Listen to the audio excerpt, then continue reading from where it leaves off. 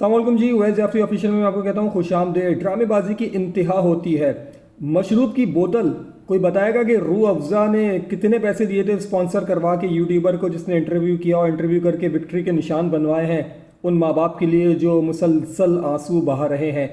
Postmortem हो गया है इस इंटरव्यू का और इतने सवालात यहाँ पे खड़े हो गए हैं कि इसके जवाबात शायद ना वो खातून दे सकें और ना ये दो बच्चे दे सकें और ना सो कॉल्ड इनके पीछे काम करने वाली लॉबी दे सके। मैं सवाल करूंगा और उसके जवाब भी आपको मुख्तसर बताऊंगा कि इस पोस्टमार्टम क्यों हो रहा है और ये इंटरव्यू में क्या ड्रामेबाजी की गई है। एक शख्स जिसको घर वाले इतनी सपोर्ट कर रहे हैं कि उसको खैबर पख्तूनख्वा भी ले जाते हैं, उसको पंजाब के मुख्तलिफ शहरों में भी ले जाते हैं, लेकिन उसके पैरों में एक चप्पल नहीं डलवा सकते। जब वो कराची आता है तो वही स्पंज की चप्पल पहन के आता है। सवाल है, इसका जवाब कोई नहीं दे रहा। शरई हैसियत, शरई कोर्ट के अंदर मामला क्यों नहीं जा रहा, इसका जवाब कोई नहीं दे रहा। अगर वली की इजाज़त के बगैर लड़की का निकाह नहीं हो सकता तो इस दुआ का वली अगर उसका बाप था तो उसकी इजाज़त के बगैर निकाह कैसे हो गया।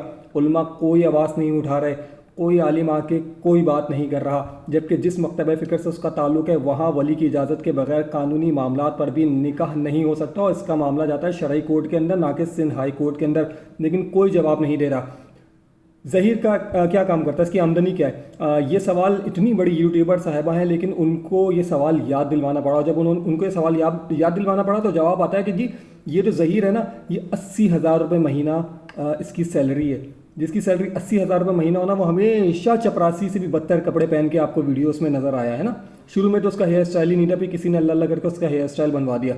अच्छा, और ये लोग इतने बेवकूफ़ थे, जो बच्चे स्टेटमेंट दे रहे हैं इतने बेवकूफ़ थे कि जी वकील साहब ने कहा था कि ना आप ना मीडिया पे कोई स्टेटमेंट नहीं दीजिएगा, आप गलती से कोई भी ऐसा स्टेटमेंट दे सकते हैं क्योंकि आपके अंदर अक्ल नहीं है तो ये बात आपके फेवर में नहीं जाएगी। अच्छा, आप इतने बेवकूफ़ हैं कि मीडिया पे कोई ऐसा स्टेटमेंट या सोशल मीडिया पे कोई ऐसा स्टेटमेंट देने से आपको वकील ने रोक दिया, लेकिन आप इतने अक्लमंद थे कि 3.5 साल पहले पबजी से आपने दोस्ती कर ली। यानी कि अगर दुआ के बकौल उसकी उम्र 17 साल है तो वो यानी कि कोई 13 साल की उम्र में वो इतनी अक्लमंद थी कि उसने और ये ज़हीर ने जो है वो अपनी ज़िंदगी गुजारने के लिए फ़ैसला कर लिया। वाह, इतने अक्लमंद थे और यहाँ पर जो है वकील साहब इतने बेवकूफ़ साबित कर रहे हैं।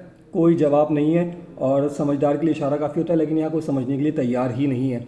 अच्छा जी, 3 साल और 4 माह का इनका रिलेशन था जब दुआ की उम्र तकरीबन 13 साल थी। माशाल्लाह, वला हौला वला कुव्वता इल्ला बिल्लाहिल अलिय्यिल अज़ीम। और मुझे कोई नशा नहीं दिया गया। ये लेफ़्ट साइड पे बार बार देखना, थंबनेल पे मैंने लगाया लेफ़्ट साइड पे बार बार।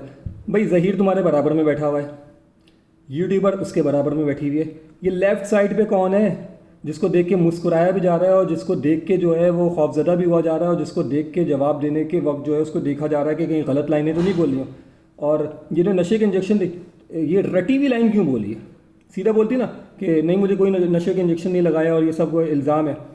एक रटी हुई लाइन बोल के अचानक खामोश हो जाना, ये जो बॉडी एक्सप्रेशंस होते हैं ना और ये जो आपकी बॉडी लैंग्वेज होती है ये बड़ी काउंटेबल होती है, लेकिन बच्चों को समझ में नहीं आती है बात। अच्छा, मज़े की बात है कि माँ बाप ने जो है वो उम्र जो है वो कम लिखवा दी थी। रिश्ते की प्रॉब्लम होती है ना, इतनी अक्लमंद है कि इसको ये बात पता है। तो वो जो निकाह नामा जब नादरा के अंदर जाता है, पूरे मैं आपको बता रहा हूँ ना, पूरे नादरा के सेटअप और नादरा के डाटा पर जो है ना इन्होंने जो है ना वो पाकिस्तान के नादरा के डाटा के ऊपर जो है ना फातिहा पढ़ दी गई है इस मामले को लेके। ठीक है, हाँ होता है ये कि आप उम्र बच्चे की कम लिखवा देते हैं क्योंकि वो बर्थ सर्टिफिकेट का मामला होता है, लेकिन उसमें भी ये बात साबित हो रही होती है कि शादी आपकी मिसाल के तौर पे सन 2003 में हुई है और बच्चे की पैदाइश आपकी हो गई 2006 में, 3 साल बाद। लेकिन ऐसा नहीं होता कि निकाह शादी 2003 में हुई हो और वो निकाह नामा जो हाथ से लिखा जाता है उसके बाद उसकी रजिस्ट्रेशन हो रही है 2005 में तो उसमें तारीख 2005 हो गई। निकाह नामा की डेट पे जो है ना ये ड्रामेबाजी जो है ना नादरा के अंदर नहीं चलती है कंप्यूटराइज के लिए, इसको तो आपको पता होगा ना। तो ये वाले मामला फिर ये देखें यहाँ पर भी कोई सोचने के लिए तैयार नहीं है। आगे आइए, आपको मैं एक बात और बताता हूँ। दुआ के मुताबिक इसने नहीं कहा कि घर जाना चाहती हूँ, लेकिन इसकी माँ रोते हुए बेहोश हो गई ये कहते हुए कि बच्ची ने कहा है कि मैं घर जाना चाहती हूँ। मतलब माँ झूठ बोल रही है, बाप झूठ बोल रहा है और दुआ सच बोल रही है। तो 5 मिनट फिर पुलिस वालों ने खींचा क्यों था, घसीटा क्यों नहीं? कराची के अंदर जो ज़राए अबलाग के नुमाइंदे थे उनके कैमरों को इजाज़त क्यों नहीं दी गई? कौन है जिसने उस 5 मिनट की मुलाकात को फिल्म बंद नहीं होने दिया? ये सवाल बहुत अहम है और इसका जवाब कोई भी नहीं दे रहा। लेकिन ये सवाल बहुत अहम है। और ये बच्ची इतनी बेवकूफ़ है, लेकिन ये इतनी बड़े बड़े मामला जो है ना वो एक यूट्यूबर के सामने एक इंटरव्यू के अंदर जो है ना रटी हुई लाइनों की तरह बोल रही है। ठीक है। अदालत में इतनी सख्त सिक्योरिटी में लाई जाने वाली दुआ जहरा एक रेस्टोरेंट में अकेले खाना खा रही है अपने शौहर के साथ। उसकी जान को ख़तरा है, उसको कुछ भी हो सकता है, सिक्योरिटी थ्रेट्स हैं, लेडीज़ पुलिस अलग है, जेंट्स पुलिस अलग है, इतनी सिक्योरिटी में उसको लाया जा रहा है। लेकिन जब एक वीडियो बना के सोशल मीडिया पे वायरल करवाने की बात होती है ना, ऐसे करके जो है ना वो रेस्टोरेंट में बैठी हुई है, खाना खा रही है, सारे काम कर रही है, वहाँ सिक्योरिटी का कोई भी थ्रेट नहीं है ना, माशाल्लाह से कोई थ्रेट नहीं है वहाँ सिक्योरिटी का। सारे सिक्योरिटी थ्रेट जो है ना वो वहाँ पर आ जाते हैं जब माँ बाप जो है वो बच्ची को ओन करने की बात करते हैं। अच्छा जी, कराची एयरपोर्ट पे रिक्शा जाने की इजाज़त नहीं है, किसी को भी पता है। मतलब आप ओबर करीम की गाड़ी को भी अगर उनको पता चल जाए ओबर करीम का ड्राइवर है तो वो उसको भी उठा के चालान कर देंगे, उसको भी। रिक्शा और टैक्सी का तो सवाल ही पैदा नहीं होता ना। लेकिन ये बच्ची जो है ना ये आराम से रिक्शे में बैठती है। यार मतलब एक रूह अफ़ज़ा या वो मशरूब की बोतल के स्पॉन्सर के जो पैसे मिले आपको, तो आप लोगों की सिर्फ एक दुआ की बात नहीं है, आप माँ बाप के जज्बात से, आप लोगों के जज्बात से, आप पूरी कौम से खेल रहे हो यार। मतलब रिक्शे में बैठ के वो चली गई सुबह के 4 बजे। इन्ना लिल्लाहि व इन्ना इलैहि राजिऊन। आगे आइए। दुआ ने कहा कि घर से बगैर पैसों और बगैर फूल के निकली थी, घर से एयरपोर्ट तक रिक्शे में गई, तो इसका किराया किसने दिया? रिक्शे वाला बड़ा मेहरबान था, उसको पता था दुआ जो है ना और ज़हीर की सच्ची मोहब्बत जो है ना ये अमर होने वाली है, तो मैं ये रिक्शे के पैसे जो है ना माफ़ कर देता हूँ।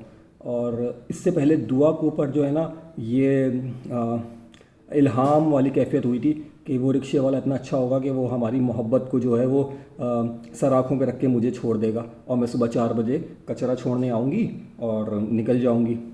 यार ज़हीर को देख के लगता है कि वो वहाँ से पंजाब से कराची आया होगा इस लड़की को भगाने के लिए, नहीं लगता ना। कराची जैसे बड़ी शहर में वारदातें आम सा बात है और मकामी टैक्सी ड्राइवर इस तरह से बच्ची के पुरअतमाद से दूसरे सूबे भी ले जाते हैं। इसको ये मामला भी यूट्यूबर ने उठाया, लेकिन इसका जवाब ऐसा लग रहा था कि खुद ही उसने रट्टा दे के दिलवा दिया। ताया के बेटे से शादी हो जाती तो ताया जो है ना वो एक प्लॉट मेरे अब्बू के नाम कर देते। यार बहुत ज़्यादा कानूनी मामला होते हैं ना। अब ये किस कानून के तहत कर देते ताया अपने बेटे से? मतलब तुम्हारे अंदर ऐसा क्या था?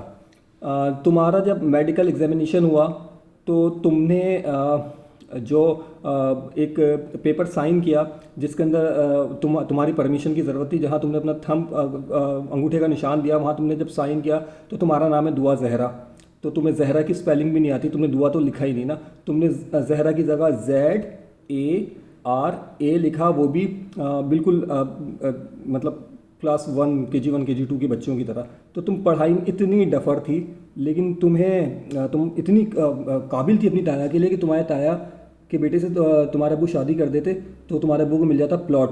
तो तुम्हारे ताया को भी सलाम और तुमको भी सलाम।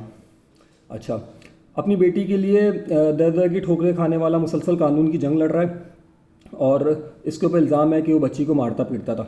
अगर तुम इतनी तशद्दुद में रहती थी और तुम्हारे साथ इतना मामले ख़राब थे, तो फिर ये बताओ कि तुम्हारी वो वीडियोस जो 2005 में तुम एक मुक़द्दस मकाम गई थी ज़ियारत करने के लिए, और बल्कि 2005 में नहीं, सॉरी, मेरे ख्याल से 2010 या 2011 में तुम गई थी, और उसके बाद जो तुम अपनी बहनों के साथ जो तुमने छोटी सी बिल्ली पाली हुई थी और तुम्हारे घर की वो जो वीडियोस आ रही इसमें तुम इतनी हंसी खुशी हो, और तुम्हारे घर में तुम्हारी एक भी तस्वीर ऐसी नहीं है तुम्हारे शाह फैसल वाले घर की जो अभी तक वायरल हुई है जिसमें तुम्हारे सर पे दुपट्टा हो। अब तुमने अपने सर पे दुपट्टा भी रख लिया, अब सारे मामला भी हो गए।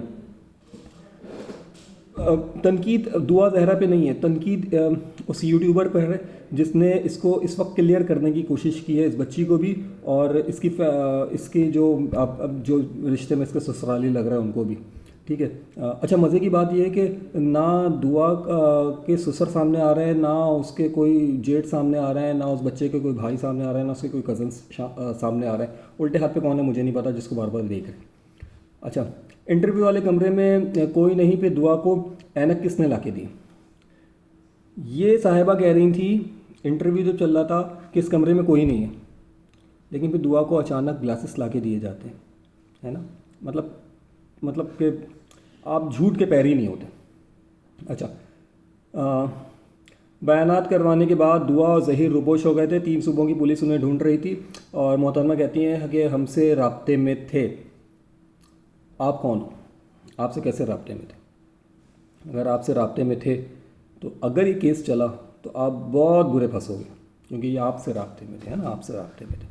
अच्छा, हमारी जान को ख़तरा है तो उन्होंने पुलिस की तरफ से जहाज़ के टिकट्स करवा के दी, ये उन्हें कौन क्यों नहीं बता रहा? यार, अब पुलिस को भी सलाम है।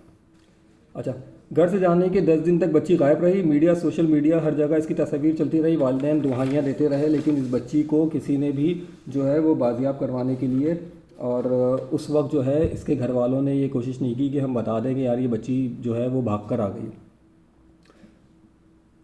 लब्बे लुबाब मैं इस वक्त ये दे रहा हूँ कि वली की इजाज़त के बगैर निकाह नहीं हो सकता।